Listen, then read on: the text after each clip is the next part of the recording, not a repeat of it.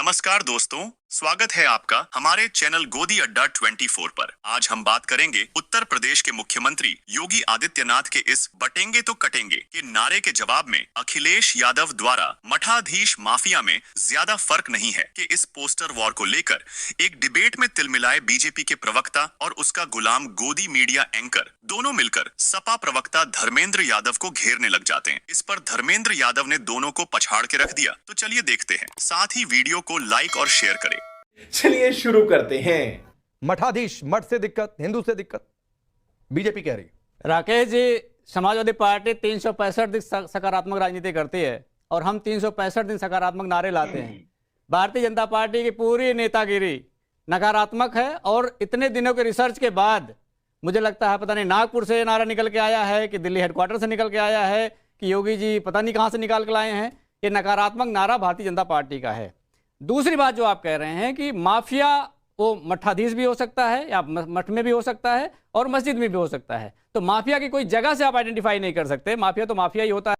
ये बड़ी अच्छी बात कही आप है, इसलिए हम माफिया को माफिया ही मानते हैं। ये बात अलग है। ठीक है, तो आपने कहा कि मस्जिद में भी माफिया हो सकता है, कभी कहा है कि मौलवी माफिया में कोई फर्क नहीं होता है? बिल्कुल, मैंने आपसे कहा, मैंने क्या पहले माफिया मठ में भी हो सकता है, माफिया मस्जिद में भी हो सकता है। तो आपने कहा कि मौलवी और माफिया में ज्यादा अंतर नहीं होता।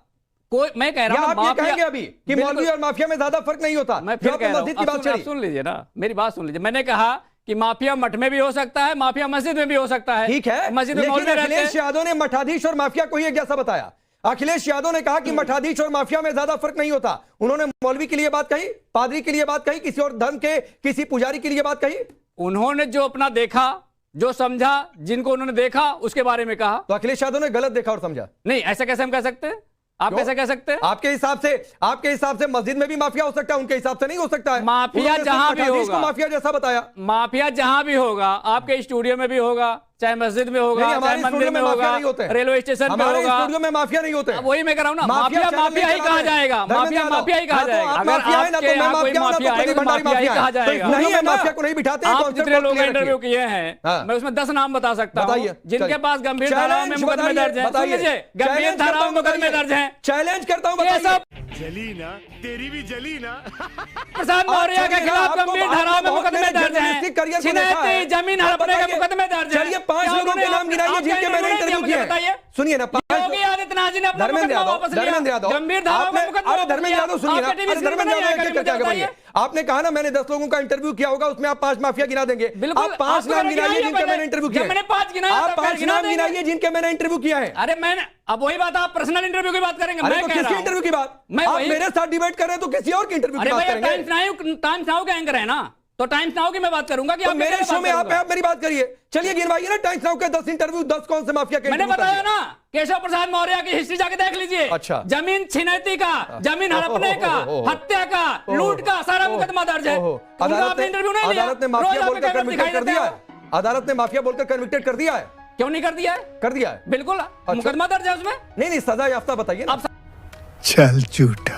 सजा याफ्ता की बात करोगे? क्या होता है? सजा याफ्ता की बात करोगे? सपा किसी को माफिया कहेगी तो मान लेंगे। नहीं, सपा किसी को माफिया कहेगी तो मान लेंगे। नहीं, मठाधीश अदालत कहेगी माफिया तो मानेंगे। नहीं, अदालत क्यों? अदालत कहेगी, बिल्कुल कहेगी। हाँ, तो जब कहे तब हमसे पूछिएगा। अरे FIR नहीं, जब कहे तब पूछिएगा। जब कहे उसके बाद इंटरव्यू करूं या हमारे चैनल की ओर से किया जाए तब पूछिएगा। पोस्टर को आप सपा के कहने से कोई माफिया नहीं होगा। पोस्टर को मान लेंगे, FIR को नहीं मानेंगे। आप क्या चाहिए? FIR आपके लिए ऑथेंटिक नहीं, तो मैं पूछ रहा हूँ भाई, मैं मान नहीं रहा हूँ। मैंने आपसे भी पूछा कि मठाधीश को छोड़कर कोई और शब्द क्यों नहीं मिला। मैं कह नहीं रहा हूँ, मैं आपसे सवाल कर रहा हूँ।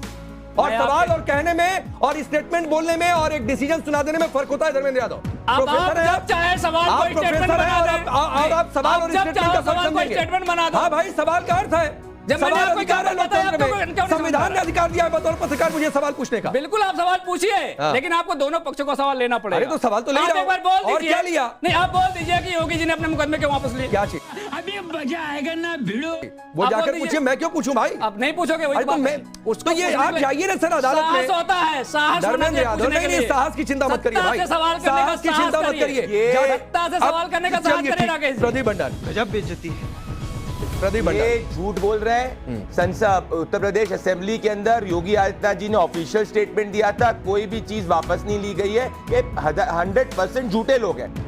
चल झूठा। मुझे बताइए ये लोग क्या कह रहे हैं? क्या इनने बोला था कि गोरखनाथ मंदिर की तरफ जो है, गोरखपुर की तरफ जो ये बुलडोजर का रास्ता दिखाना चाहते हैं, गोरखनाथ मंदिर के अंदर दलित पुजारी भी है।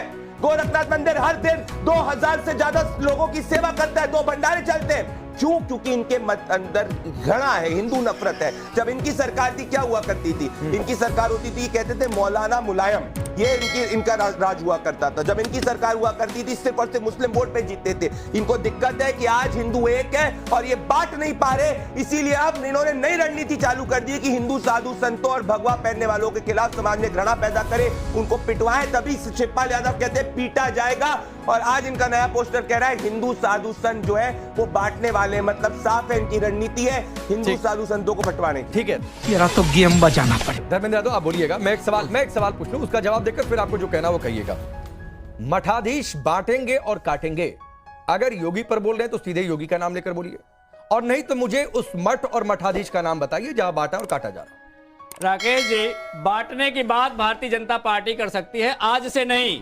जब से देश आजाद हुआ था उसके पहले से, जब आजादी की लड़ाई लड़ने वालों के खिलाफ भारतीय जनता पार्टी के लोग खड़े हो गए थे और अंग्रेजों के साथ थे। अरे तब भारतीय जनता पार्टी बनी नहीं थी, क्या बातें करते हैं? मतलब नहीं, झूठ तो मत बोलो। भारतीय जनता पार्टी 1980 के अंदर जनसंघ बनाया, आजादी के समय हम लोग कैसे हो गए? नहीं, धर्मेंद्र जी आप प्रोफेसर हैं ना, धर्मेंद्र जी आप प्रोफेसर हैं। 1947 में कैसे भारतीय जनता पार्टी बन गई? 1947 में कैसे भारतीय जनता पार्टी बन गई? कुछ भी बोल रहे हैं, कुछ भी बोल रहे हैं। चलिए अपनी बात। चार कागज लेके आए, अब मैं भी दिखाना शुरू करूंगा। 4 कागज नहीं, पढ़ के आया हूं, मैं आपके जैसे लप्पे नहीं मारता हूं। ये आपके ये लो, मैं भी दिखा रहा हूं, ये आपके राइट से।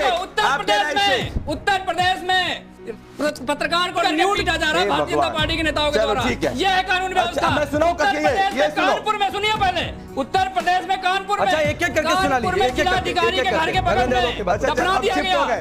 ये वीडियो देखिए आप, उत्तर प्रदेश में कानपुर के जिलाधिकारी के घर के बगल में मार के दफना दिया गया। यह है कानून व्यवस्था, यह है काटने की बात। जौनपुर में ताइक्वांडो खिलाड़ी का गला काट के अलग कर दिया गया उसका सर को। जब योगी जी कहेंगे कटने की बात तो प्रदेश में कटने की सिलसिला बात तो सही है।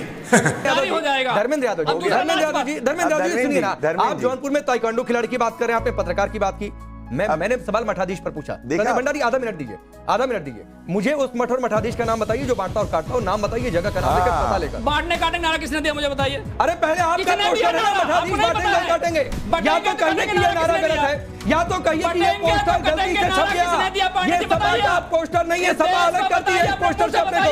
बटेंगे तो कटेंगे नारा किसने दिया? अरे भाई पूरा देश वो तो कह रहे हैं कि मेरा नारा है। अरे वो तो कह रहे हैं कि मेरा नारा है, आप कहिए ना क्या चीज? आप नाम लीजिए, किसने कहा बटेंगे तो कटेंगे? अरे योगी ने कहा, योगी ने कहा ना, तो संघ ने समर्थन किया। क्या चीज? मठाधीश पता चल गया ना किसने कहा बटने कटेंगे? खत्म।